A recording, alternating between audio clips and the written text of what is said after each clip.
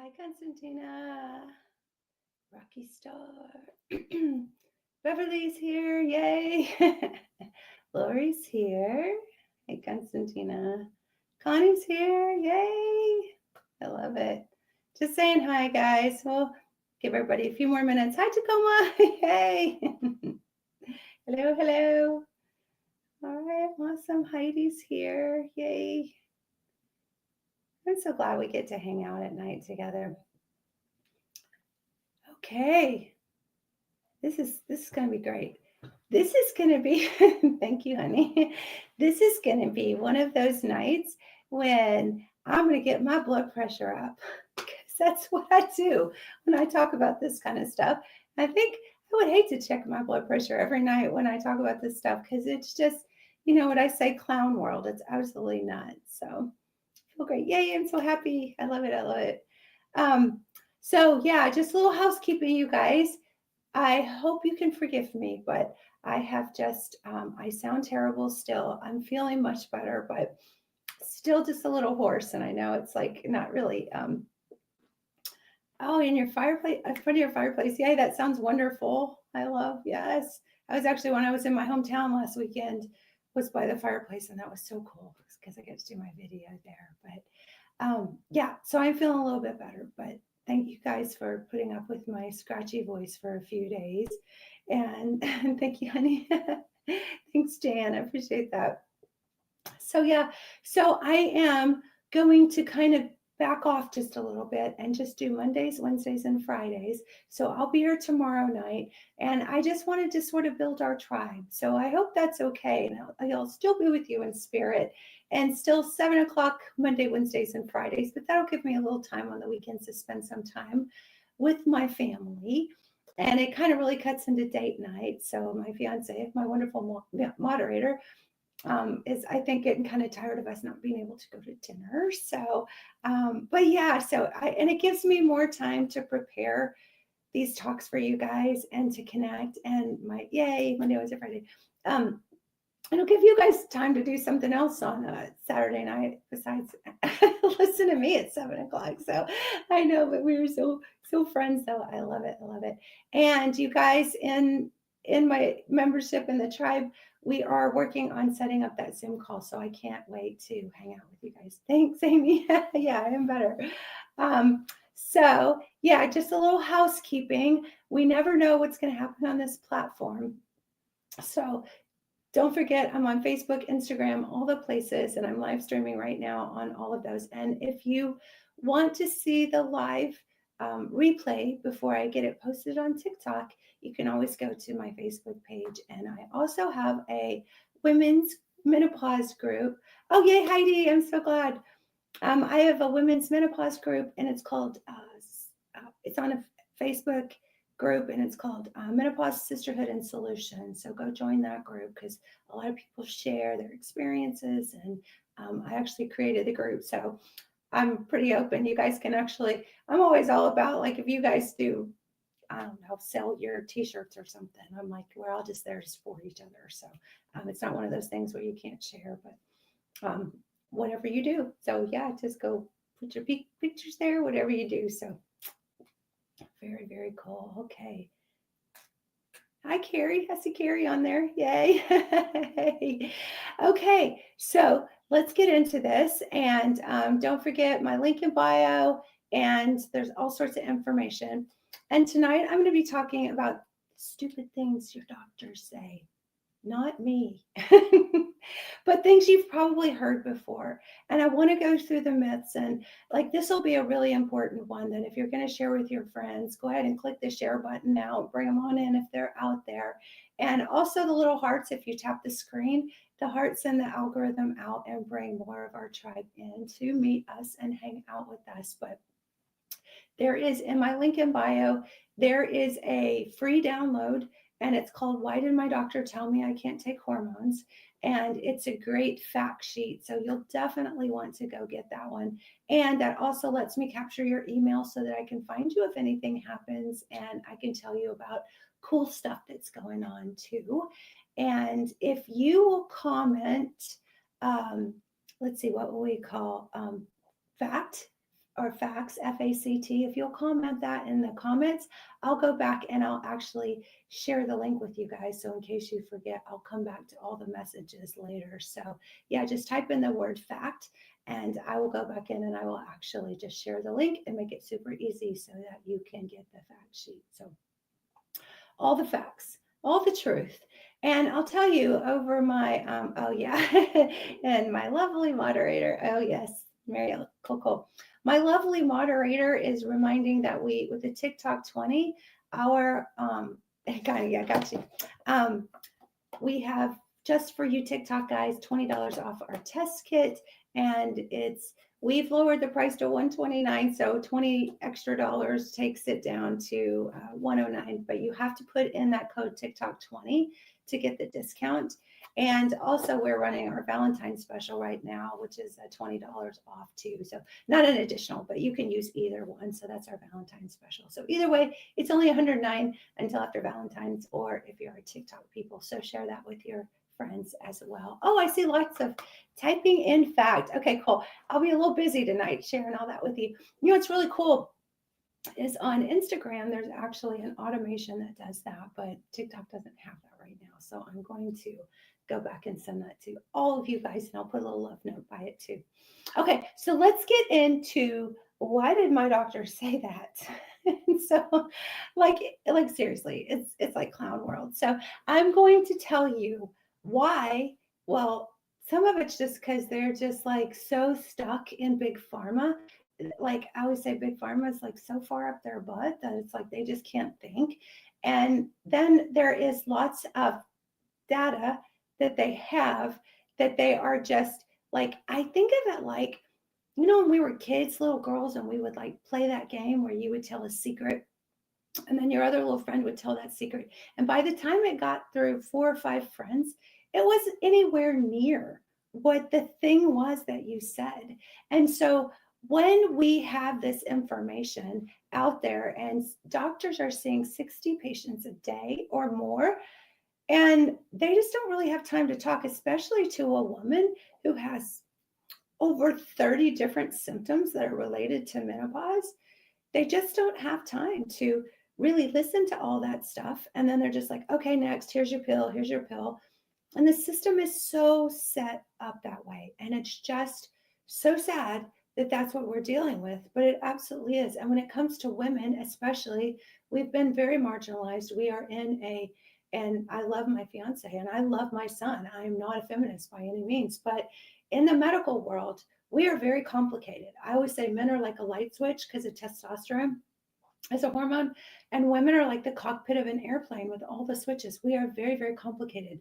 We have babies, we have periods, we have all sorts of regulatory things that are very dependent on almost 10 different main ovarian hormones. So, hi, honey. So it's just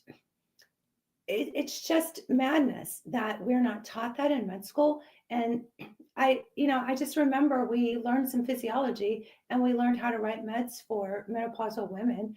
And as a woman who had tremendous hormone imbalance issues my whole life, I was so hoping when I was in med school that I was actually going to learn some things that would help me. And no, it was just like, suck it up, buttercup. And then after menopause, it's just more of the same. And it's just like, here's your pill, or here's your birth control pill, or here's this, or here's that. And nobody's ever stopping and saying, okay, stop the madness. And nobody's ever saying, what's the real truth here? And then you take doctors, sorry, and you put them through extreme conditions like a residency program. You sleep deprive them, and then you've set them up to be able to brainwash them, basically. I'm not even kidding. I mean, it's just like, and they pick extremely left-brained people to be doctors. I mean, it's so competitive. I mean, I don't even know how I made it through, because like I'm such a critical thinker. I'm curious and I ask questions, and like I was such a nuisance to my attendings and stuff, because I was like, okay, why is that? Why is that? I actually had one of my attendings tell me one time, Tammy, stop stressing out so much. You're going to learn 10 different medications and you'll make a good living and it'll be fine. And I was like, at first I was like, oh, that's cool, because like this is a lot of hard work and then I was like, oh, wait, no, that's not a good answer. That's not a good answer because humans are messy. Humans are very complicated and they deserve doctors who are curious and want to know. So when you get really left brain thinkers, because it's so analytical, it's so informational to even get past taking your MCATs and stuff, that we're just, it's a prime condition. They should ask us in med school interviews like questions that imply that we are critical thinkers, and it's not. It's just test taking, and it's multiple choice. I mean, it's just, there's nothing about that. So there are lots of wonderful physicians. There are lots of wonderful functional medicine doctors who are very committed to understanding physiology and working with people where they are and not just seeing them as a number or a diagnosis. Thanks. Come said, red's my color. Thank you. Thank you. I do like red actually, and Valentine's is so fun. And I actually just ordered some red sweaters off Amazon, and they're like super cheap. They're like $10, but I was like, this is so cool. I think I actually, no, it was on TikTok Shop. I think that I ordered them. So I don't know. We'll see what they look like. I'll wear them for you. You can see what they look like. They might be cheesy. I don't know. But yeah, so okay, anyway, enough about the med school experience and all the things that, all the fear and all the pharmaceuticals and everything that they pretty much push down our throats. And if it's a male doctor, they're really not motivated to understand all the complicated hormones and physiology that we have.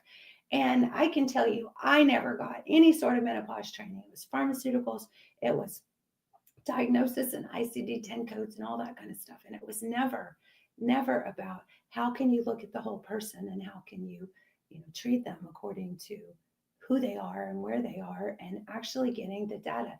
And even if you get the data, you have to look and see, and they make it so complicated, and the language, and it's like doctors speak Latin, so they have totally taken the power out of your hands, and you're in this situation where you don't understand what the doctor's saying. So now you're at their mercy. And if you try to go read research studies, it's like, it's all, text speak, and it's really hard to navigate. Plus you don't know who's funded these studies because, oh wait, hang on. Saliva test, what's the optimum level for estrogen? So it depends on if you're, perimenopause or if you are still having menstrual cycles. So it could depend on where you are in your cycle. We need to wake up the peeps. So yeah, it's a little bit different depending on where you are, but optimally we'd like to have you probably 15 to 20 on the saliva test. If we're doing blood levels, it's different because it's apples to oranges. It's a different measurement system, but probably around 80 to 100 on a blood test. So it's a little bit different.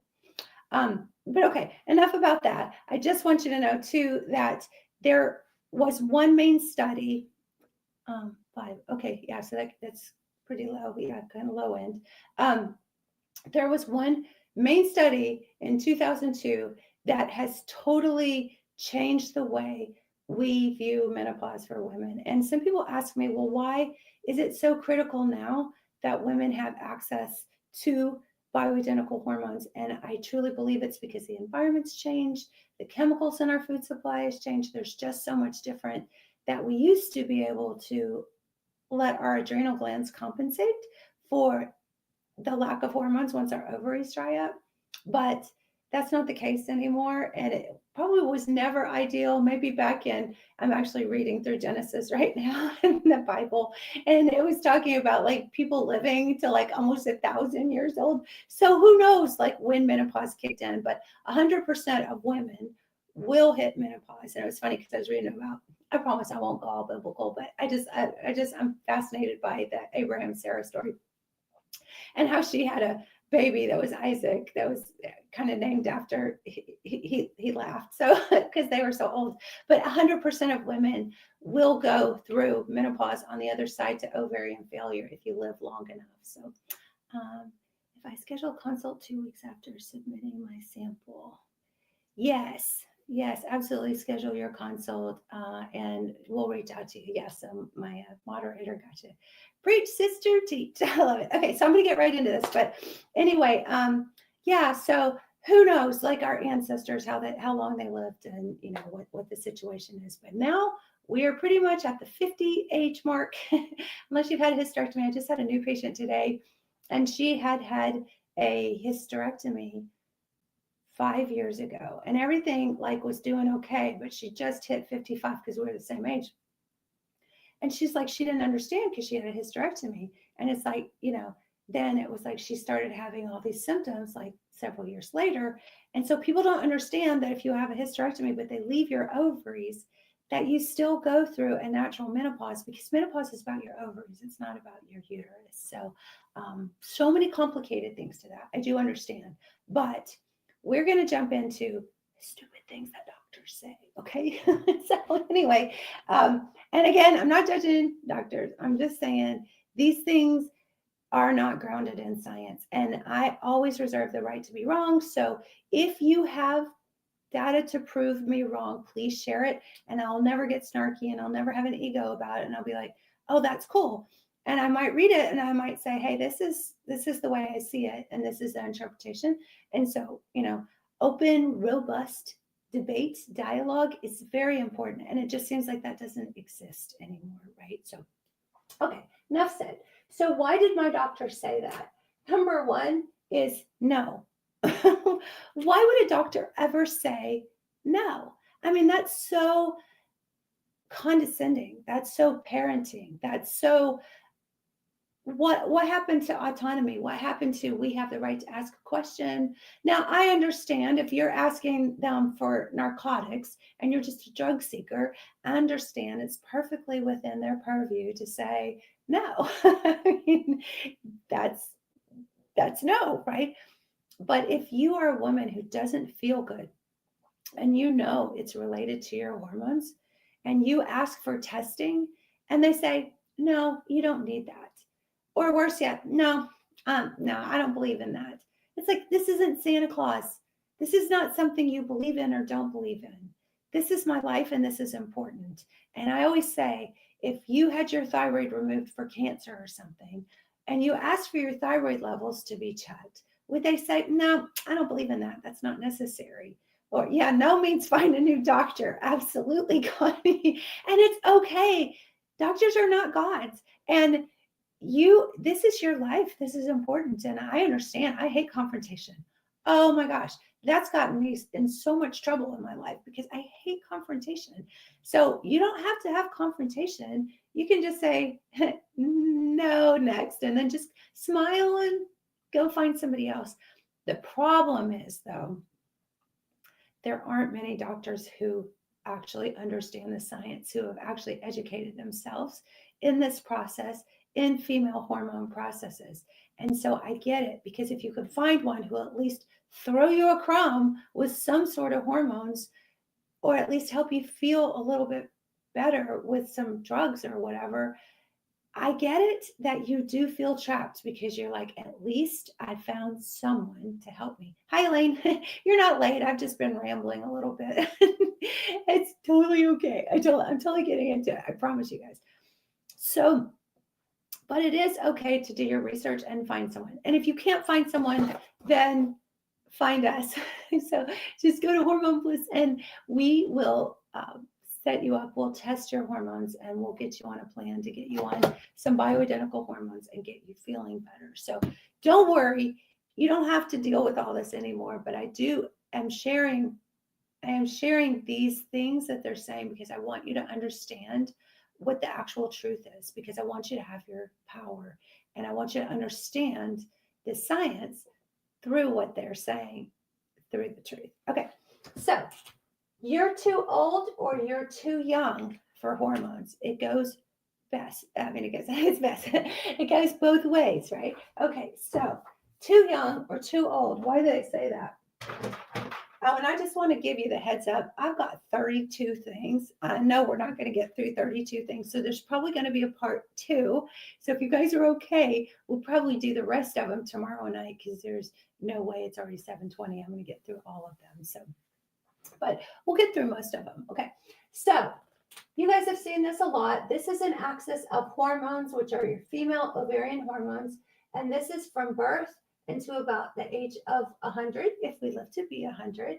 And so halfway in between here is about 50. And our hormones, our ovarian hormones, fluctuate throughout life. And this is our fertile years. This is perimenopause. This is about the age of 30 to 50. It goes really crazy here. And then it starts just kind of going crazy and then totally flatlines. Okay. So when doctors say you're too young for hormones, which is crazy because they put 9-year-old girls on synthetic oral birth control, which is very different from the hormones that I talk about. But as far as too young, if you say that you're 40 years old and you're having hot flashes and you're miserable, and they say you're not in menopause yet because you haven't gone a year without periods, because the definition of menopause is 1 year without periods. That means absolutely nothing. Absolutely nothing. Hi, Carol. Means absolutely nothing. That's a year without periods, right? And so really what happens is you go into ovarian failure because you're born with all the eggs you're ever going to have. And once those dry up, all the feedback hormones stop and you flatline till the day you die. And so menopause is just a year without periods. This is a year's worth of time here. It means absolutely nothing. But as your hormones are going crazy and you need balanced, or they're starting to decline and you're having hot flashes and brain fog and you're gaining weight and you're like, I'm not sleeping and I'm exhausted and something's really wrong. And then they're like, ovarian failure. And then they're like, when you bug them, they might check a TSH, like your thyroid, and say, oh, your thyroid's out of whack, but never thinking that it's related to perimenopause or menopause. And they're like, okay, well, you're 35. You're too young because you haven't not had periods for a year. So you're not in menopause. So you're too young. Or they say out here, if you're 65 or 70, you're too old for hormones. So where does that come from? Well, number one, that comes from the misunderstanding of the hormonal fluctuations that happen sometimes as early as the age of 35 and sometimes as late as the age of 65. And the protective effects are here when you could start a woman at about 35 to 40 with some bioidentical hormones. The reason they say you're too old, and this is where it's like, are you kidding me? Is that really where you got that information? So if a doctor says that to you, you are totally entitled to ask questions. And it's okay to say, why do you say that? And then just wait and see what they say. And they'll say, because that's what the literature says. And then you can say, would you mind to share that literature with me? I can get a little snarky like that, but and they'll probably say, oh, it's the WHI study. And then you can say, well, that's not my understanding of the WHI study. And once you say that, you better be prepared to go find another doctor, because their ego's just going to get all flared up, because they know that's not a fight they can win, because they just don't know about the study. Because most doctors have just heard estrogen causes breast cancer, they shut down. And that's it. And they can't really defend. They haven't even read the article. It's kind of like saying, quoting Bible verses when you've never even read the Bible, so it's like, okay, tell me why, show me that data, and let's have that conversation. And yeah, it won't happen. Okay. Got a question there. I'm BRCA2 positive, so I had a total hysterectomy and mastectomy. Are HRTs safe for me? Okay. So yes, I have no problem saying that, but I am going to talk a little bit about the difference between bioidentical hormones and synthetic hormones and the route of delivery. So absolutely, and you've got to be absolutely miserable if you've had all of your parts out and you have no ovaries anymore, and your risk of disease actually goes up if you don't do something, if you don't replace those vital, life-giving hormones. And so when doctors say the word hormones, you have to say, which hormone are you talking about? Thyroid's a hormone, insulin's a hormone, GLPs are a hormone, ghrelin, leptin. I mean, there's so many hormones. So is it estrogen that we're talking about? So I think you're going to see in just a minute that it matters which hormone you're talking about, okay? So the reason they say that you might be too old for menopause, well, first of all, doctors just think menopause is a year without periods. And once you get through that year, you're not in menopause anymore. So therefore, you don't need hormones. Well, that's just stupid because you're an ovarian failure. I mean, yeah, you're outside the window of menopause now, but you have no hormones. So there was a study, which is the WHI study. It's very, very famous. It's what every doctor not quotes, but directs their attention to and draws all of this misplaced information, I will say. And it was done in 2002. And in 2001, about 70 to 80% of women were on HRT. And in 2003, just a year after, it went down to almost half, or more than half. It was at 30%. Out here in 2025, some numbers are quoting as low as 1%. I had been quoting 4% for a long time, but there's a lot of new data now to say 1%. And it's the truth, because if you ask women in the age group of 50 and beyond how many women are on HRT, immediately, most, like 99%, unless you're in just a really educated, informed group, will say, oh no, I can't take that because my aunt had breast cancer, or my doctor says I can't take that because I'll have a heart attack or a stroke. That's what you get, and that's what the narrative, and none of that is true. So except for synthetic hormones, and I'm going to explain that in just a minute. Okay, so the reason they said that you're too old for hormones is because this study in 2002 put women who were over the age of 65 on average, which is right here, on synthetic oral hormones.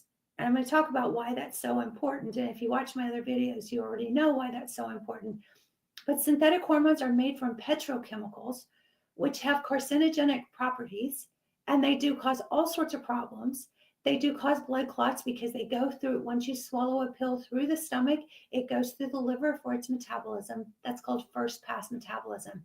And it stimulates clotting factors that your liver makes. And if you go back and watch my liver video, I hate to keep saying go back and watch that video, but it's like every video kind of builds on the other video. So it's like the liver has like so many functions, and one of them is to make clotting factors. So if you take a pill by mouth, you're going to stimulate those clotting factors. And so, when you asked me a minute ago that, you have those genes and you'd had all that surgery and had your ovaries taken out and your breasts taken out, then it's like, can I take hormones?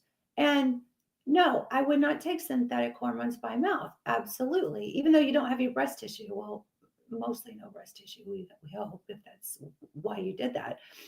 But so you have to be very careful about, saying what hormones. But if it's a bioidentical topical hormone, holy crap, get on it tomorrow. It'll change your life and it will save your life, because what's going to happen right here is your risk of heart attacks and strokes are going to go up. Heart attack is the number one killer of women over the age of 65. It's not breast cancer. It's like 10 to 1, breast cancer to heart attacks. And your bones are going to crumble. They say that about 60% of women over the age of 65 won't last a year after a broken hip, won't live past a year.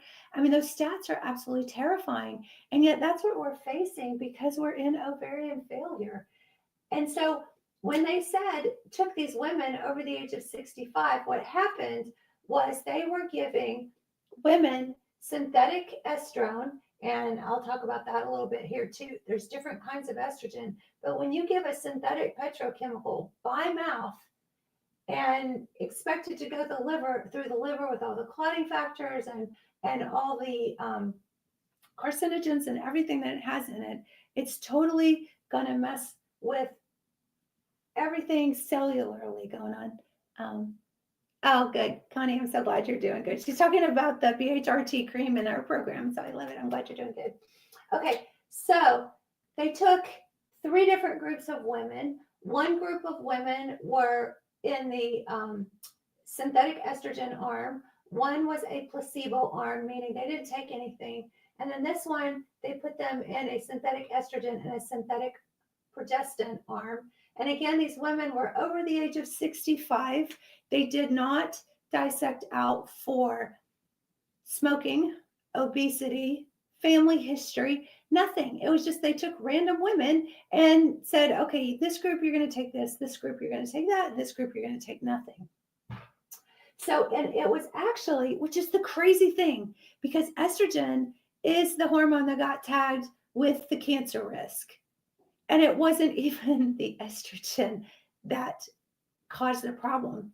The study was actually shut down in the progestin arm, not the synthetic estrogen arm. The synthetic estrogen arm went on for almost 2 years, and they still continued to collect data from that. And they did show that it prevented heart attacks and strokes. And they did show that it helped a lot of different outcomes, including mood and depression and bone health and continence and all sorts of things. So if we're going to dog a female hormone, it should be progestins. I mean, progesterone's wonderful. It has so many, it's progestation, it's the pregnancy hormone, it's the synthetic progestins. But anyway, if you are going to pick one, estrogen or progesterone, it's the progesterone that's the problem. Oh, Carol, yay, I'm so glad. Yay, that's awesome. Okay, so what happened was when they shut down this arm that had the progestins in it, now they said that it's dangerous. And because the age group was 65, they said that there's no benefit if you're over 65. Well, no benefit is not the same thing as you're too old. I mean, it's completely different statement of saying the women in this study were around the age of 65, and now you're saying if you're over 65, I mean, it's apples to oranges. I mean, it's so stupid. It's kind of like, you know, when I said the other day about the analogy about the kids on the playground and the absolute versus relative risk, and then you say like kids get colds and a few more kids get a cold the next year, and you say, well, the only thing different was they started a jump rope class, so therefore it had to be the jump ropes. I mean, it's just like there's nothing to support that data at all. Okay, got a question.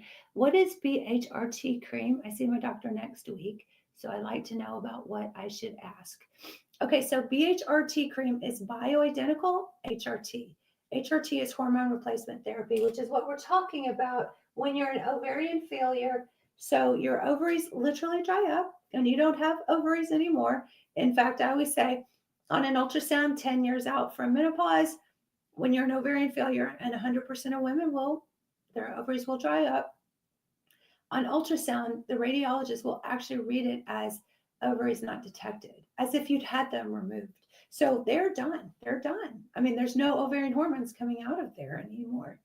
So hormone replacement therapy is replacing those hormones. Now, technically, your adrenal gland still makes them, and your liver is still able to pull male hormones from your belly fat and convert that into mostly estrone, which is a problematic estrogen. God doesn't make a bad estrogen, but I can explain a little bit more about that.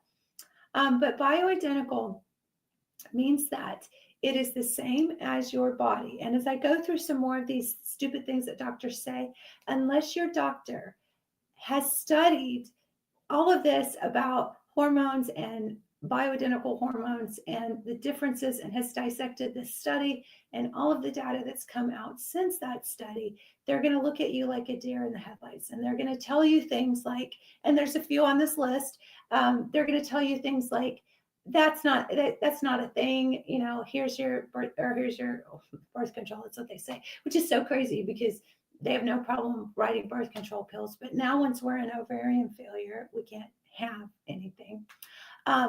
So yeah, BHRT can be prescription, and you can do a commercial pharmacy. I'm going to talk about all that too coming up, but I just want to kind of briefly, in case you have to pop off here, can be from a compounding pharmacy or a commercial pharmacy, meaning big box like Walmart, Walgreens, something like that.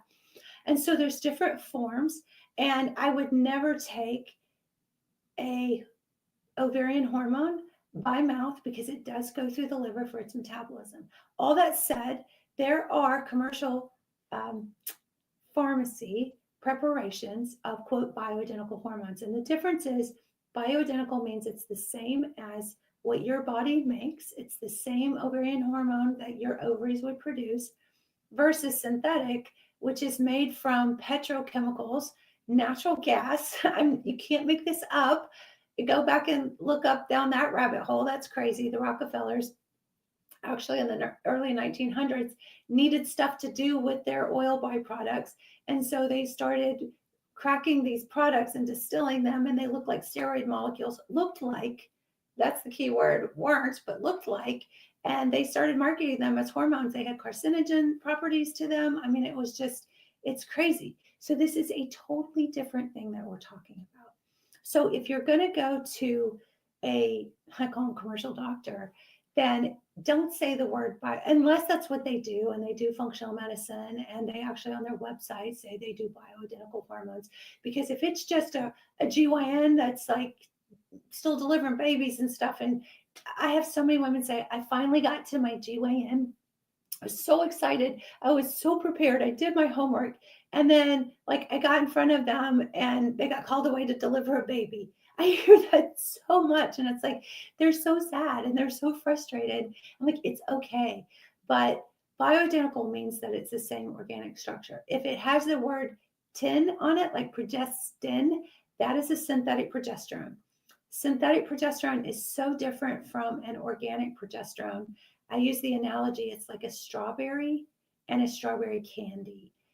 Your body knows how to metabolize a strawberry. It does not know how to metabolize a strawberry candy other than to give you diabetes if you eat enough of them, right? I mean, it will extract the sugar as fuel from it, but it's just a completely different structure. So a bioidentical progesterone will actually promote a pregnancy. A synthetic one, birth control, will actually stop ovulation. Sandra says, I was on Megace and Lupron Depot for 3 years for endometriosis, which is so sad because it didn't have to happen that way. You totally could have been on bioidentical progesterone and fixed that and felt better. And actually, and I'm not saying, I mean, it happened, it is what it is. I had a hysterectomy. At the time, I thought that was my only choice. I totally get it. But I hate that for you. It could have been a totally different outcome. How long will I start to feel effects of the Bliss cream? Well, if you're not feeling it within the first week, we probably need to make an adjustment.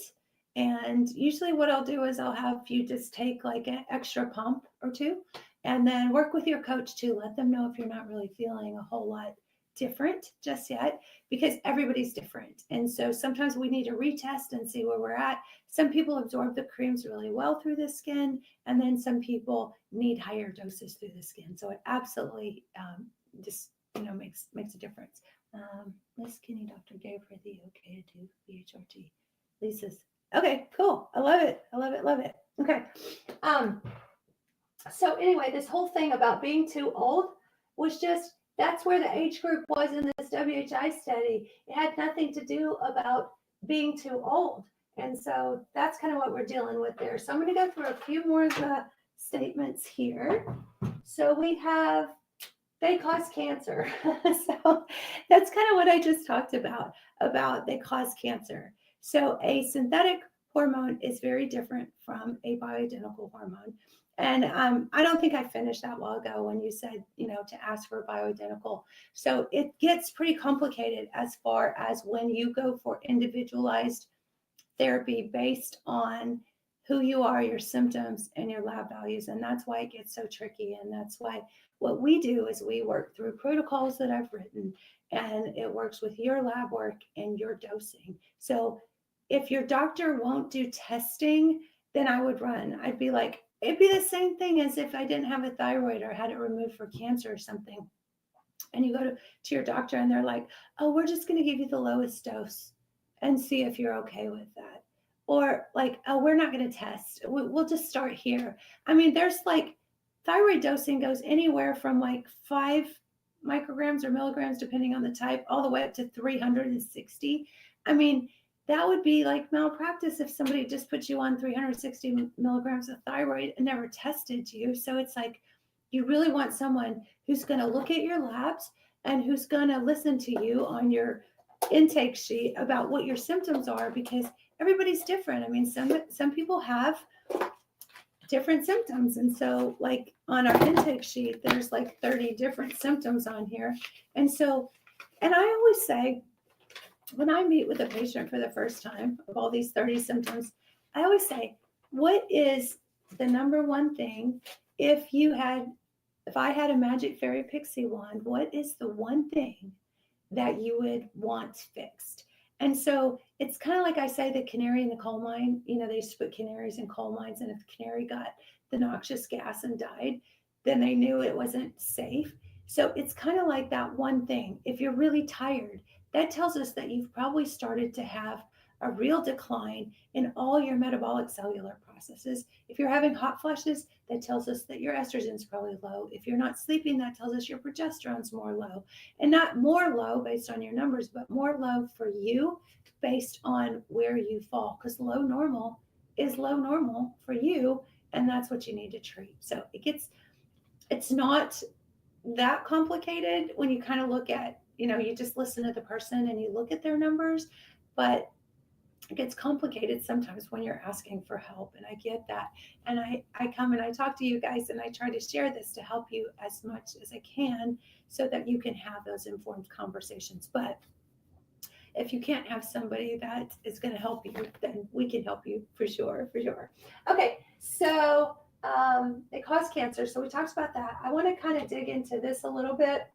And I just kind of mentioned that there are different kinds of estrogen. So I want to kind of come here a little bit. I don't know if you could see this, but your body takes cholesterol, which is actually a hormone. We talked about that last night. It's actually a steroid hormone, and it turns into a hormone called progesterone, which is your main pregnancy hormone, but it has this balancing effect on ovulation. Like this is 28 days, and estrogen has a peak that happens here, and then progesterone peaks here. So they balance each other out. But progesterone turns into your more male hormones, your androgens, your testosterone. And then progesterone turns into two different kinds of estrogen that are the protective estrogens. And then it goes through the connection down here through estrone, through testosterone down here to estrone. And I always say estrone is the problematic little sister that just likes drama. And if she gets too aggravated and she gets into breast cells, she can actually cause some proliferation. If you're a 9-year-old girl trying to grow breasts, having excess estrone is a good thing because you need to expand that breast tissue. If you're a 50-year-old woman and you're converting too much of your belly fat through the aromatase enzyme into estrone, it increases your risk of breast cancer by about 33%. So the more estrone you have, the more belly fat you have, it's converting, the more risk you have of stimulating those breast cells, which you don't need to grow more breasts when you're 50. When you're 9, yeah, but when you're 50, no. And so that estrone has a very stimulatory effect. And the problem is that this is what goes up after menopause because your body is totally shifting all of these hormones. And estriol is the protective one that I always say acts like a fire blanket and blocks the receptors on estrone. In the study in 2002, they were using a synthetic molecule that was the exact same molecule base as estrone, which is the problematic estrogen called E1. That is on every level terrifying. And yes, they did have some problems, but you know what the truth is? Even with what they were using that is scary, it still wasn't the stats, the relative to the absolute values still were not what they said at all. At all. They said 1 in 4 women have a chance of getting breast cancer on hormones, which is why they threw their hormones in the trash. And that wasn't true. That was like, oh my, it wasn't even true. So go back and watch my TikTok that I did or my live stream that I did on breast cancer not too long ago, and I'll break all that down for you because I know we're getting through this, and it's all so connected, and it's so hard for me not to go down the rabbit hole on everything. But so estrogen, progesterone, they all balance each other out, and estrone in its sort of synthetic base is very problematic, especially when it goes through the liver. And what happens is because there's so many genetic components through the liver of the way things are processed, because all of these hormones are converted in your liver. Estrogen's mostly converted in your liver, and your thyroid's mostly converted in your liver. Your liver makes all your clotting factors. So if you have the synthetic estrogen going through there and triggering all these clotting factors, yeah, you're going to have problems. So don't take any hormones by mouth, and don't take any synthetic ones, and make sure that they are dosed for you and your labs and your symptoms, and it will protect you, and you will feel better, and you will have a much better life. And I always say we don't always get it right out of the gate, especially if you have been in ovarian failure for a while, or if you've had estrogen dominance for a while. It's not always a quick fix. I mean, a lot of times people are like, right out of the gate, they feel wonderful. But sometimes we have underlying thyroid things or underlying adrenal things. So, that's our commitment, is we stay the course with you to figure out what those things are until you are feeling better. And I'll have patients that'll call sometimes, and they'll be like, I'm not feeling better. This isn't working. And they just want to give up. And they're so used to giving up, because that's where that lives, right? It's just like, oh my gosh, nothing's going to work. And they're tired and they don't feel good. And I always tell my office staff, when a woman comes in, especially if she's a few years out in ovarian failure, be kind, because if she's the biggest witch on the planet, I promise you, once we get her balanced, she's not going to be anymore. So don't judge her based on that, because she needs our help. So it's a totally different situation when you're willing to stay the course and get it right. And also the commitment to preventing heart disease, preventing breast cancer, and preventing all the things that are associated with what's coming. And 100% of women, they live long enough, will go through it. And some women, unfortunately, go through it much sooner because they have their ovaries removed. So it's ovarian failure or it's ovarian removal. What did Big Pharma have to gain by changing the script? Oh, yeah, absolutely. And that's the base of this, right? Because that's some of the things we're going to talk about too. And we're going to have to do a part 2 tomorrow night. But it's absolutely, there's so much to gain. And when you think about what Big Pharma is, it was all of the petrochemicals, the synthetic stuff that they could patent, because they took the core steroid molecule and they could add a few little things on it and call it a patented estrogen, right? Now an estradiol 0.375 patch, twice weekly testosterone, daily. So Marie, I definitely recommend that you get on progesterone. And that's one of the stupid things that doctors say too. If you don't have a uterus, that you don't need progesterone. That's like saying you have shoes, you don't need socks. So that's just crazy, because estrogen and progesterone balance each other out when you're still having menstrual cycles.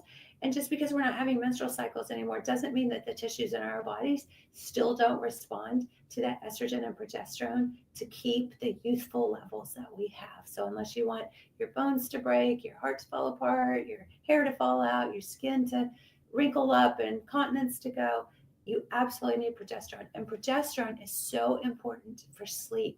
So if you're not sleeping, Marie, that's very, very important that you get on some progesterone. So I would absolutely tell my doctor, and they'll tell you don't need it. And that's crap. Just say, I understand, but that's what I've done my research, and I'd really like some. And usually if they don't have too big of an ego, they'll be like, okay, fine. But yeah. And then the testosterone, absolutely. So that's one of the things that doctors say that's stupid, is women don't need testosterone. And that's stupid. We actually have more testosterone than estrogen. Prescribed next visit. Okay. I think I missed that. I think that was about progesterone, but men have a lot more testosterone, of course. But apples to apples, we actually have more testosterone than estrogen. So it's dumb for doctors to say women don't need testosterone. Oh, progesterone. Good. Yes, you absolutely need progesterone. Okay, so let's look at some more dumb things. So we talked about blood clots, and basically what happens is when synthetic hormones go through the liver, when you take them through the oral route and they get processed through the liver, they actually stimulate the clotting factors. So synthetic hormones in an oral route can do that for sure. Okay, once menopause is over, you don't need hormones. So we talked about that one, right? So menopause is just a year without periods. That means absolutely nothing. So if the doctor like actually understood the process, they would just say, once you don't have periods for a year, you don't need hormones. You see the disconnect there? Once you don't have periods for a year, you don't need hormones. That just marks the time when your ovaries have totally died and shriveled up. There, I mean, it's apples to oranges. Like, okay, like I haven't had periods for a year. Please, for the love of God, can I have some hormones? I mean, it's just like, and I always say, if I'd been there at the meeting that day when they were deciding that our ovaries would dry up after they were done, I'd be like, oh, I don't think that's a good idea. But it is what we're dealing with. So you have to have your power. You have to be able to advocate for yourself, unfortunately. So, okay, you're just getting older. Excuse me? I'm not any older than, I mean, I'm a day older than I was yesterday, but like my ovaries just crashed yesterday. And today I'm like, or I'm a year older. What does a year older look like? And when you think about what you see in the nursing home, you see wrinkled skin, you see thin hair, you see broken bones. And they're like, and my mom was like that too. She broke her hip a couple times and she's in this little wheelchair and she literally had to like scoot around with her feet, and it's horrible. It's a horrible way to go. And she was so sad and so depressed. And I'd always promised to keep her at home with me, but I couldn't lift her. She was incontinent. She was fecally incontinent, and it was just a nightmare. And she had a beautiful place, and it was assisted living, and it was gorgeous, and it was just like being in my house. And she had really good caretakers, and that was a blessing for me because it was really hard emotionally when I had promised her all those years that I'd take care of her. And I wish I had known all this, because it didn't have to be that way for her, and it doesn't have to be that way for you, and it sure as hell is not going to be that way for me. I mean, I can't prevent certain things from happening, and I don't know what's hiding in my DNA. And I could still get breast cancer. I could still have the genetics for stuff that's cooking in there. And I don't want to be the one next year, like, with no hair and chemo or whatever, it comes in. And you're like, see, that's what happened to her. That's what happened to Suzanne Summers. I mean, there were so many factors to what had her um, breast cancer at play. But I could do a whole talk on that one day because that's absolutely fascinating. And she was such an advocate about women's health and women's hormones. And now, unfortunately, because she died of her breast cancer, nobody talks about she delayed the severity and the morbidity of her breast cancer for almost 20 years by taking bioidentical hormones. Nobody talks about that. All there is like, see, she took hormones and she had breast cancer. So there's a whole lot more to her story than that. And it's so powerful. Yeah, she was great. Yeah, I've read like almost all her books and I've learned so much from her. And she really was a good advocate for everybody. So, yeah. And everybody is so quick to want to believe the medical community, and we have to have trust in our medical community. I get it. I mean, you are in trouble and you need to go to the ER, you want them doing CPR, you want them patching up your bones. But when it comes to chronic care and it comes to preventive care, it's really just kind of a broken system, a broken world. Connie, I love to share stuff that people have never heard before. I live for that. Okay, so we are getting close to the hour, so we'll go through just a couple more of these. Yeah, getting older is just hormone decline, because everything you see in the nursing home is because they're in ovarian failure and they don't have those youthful hormones anymore. So don't just cow down to the doctor. Don't be scared of them. You're paying them. You are paying them. And this is your life and this is your health. So don't be afraid of them. I know you don't like confrontation. It's so sad that you have to go in there scared, but this is your life. This is super important. So don't take no for an answer, right? Okay, so, and you are not just getting older. If your joints hurt, if you have frozen shoulder, if you're peeing your pants, if you're not sleeping through the night, if you're grumpy, if you're irritable, all the things, you're not just getting older. That's hormone decline. And because from the range, let's say if you were 20 to 40, okay, let's say at 35, you started having a bunch of hormone problems and they want to take your uterus out because you're bleeding a lot. Do they tell you you're just getting older? you're still 10 years older. I mean, 20 to 40, right? If you're at 30, you're 10 years older than when you were 20. So why is it that when we hit 50 now and we're an ovarian failure, that if we start having problems, now we're just getting older? That's what they got to tack on. Easier to write things down when you see your doctor. Yes, that's a very good point, Elaine. I actually wrote one of my very first books I wrote like 15 years ago. Can be a result of hormone imbalance. Yeah. Yeah, aging is the result of hormone balance problems, right? But it was called, it was an advocacy book, and it was called Healthy Ambitions, and it was all lists that you could take to your doctor. And it was not received very well because doctors do not want your list when they have to see 60 patients a day. Somebody coming in there with a list, they're not, I mean, and they're like, don't be Dr. Google. I'm like, yes, be Dr. Google. This is your life. And this is, you deserve to ask questions. And if that thing looks like that diagnosis fits your symptoms, you have every right to be your own advocate and say, you know what? I think this looks like, can you give me a good reason why it's not that? You should be able to ask that. Okay. It's probably just stress or depression. 40% of women over the age of 40 are on an antidepressant. So nobody's talking about the hormones. It's just, here's your antidepressant. Oh, you're just depressed, or you're just stressed, or here's your anxiety meds. Group practices have a very difficult time. Apparently, they only have 15 minutes for each patient. Yeah, Constantina. And not only just 15 minutes per patient, they have to have charting time. So the actual time with the patient is even less because they have to have time to go and chart on that patient. So it's clown world. Sherry, I was bedridden the year of 2017 from a botched surgery. I almost died. It's hard for me to trust doctors. Oh, I could tell you so many stories. And I am a doctor in the healthcare field, right? And like, I have been a patient in the ICU before. Oh my gosh, I can tell you so many stories. It's terrifying. You have to have an advocate. You absolutely do. Okay, so we're only to 8 and I have 32. So I'm going to call this quits tonight, just for tonight. And I want to say that if you are struggling to have your doctor listen to you, please, please, please let us help you. And it's such a nominal investment. It's a little over $100 just to get the testing done. Super convenient. We send it to your house, and the shipping is free. The shipping, once you do the saliva test, and we're going to actually talk tomorrow night. I'm going to go through saliva testing and blood testing and all the things so you can understand that if you aren't familiar.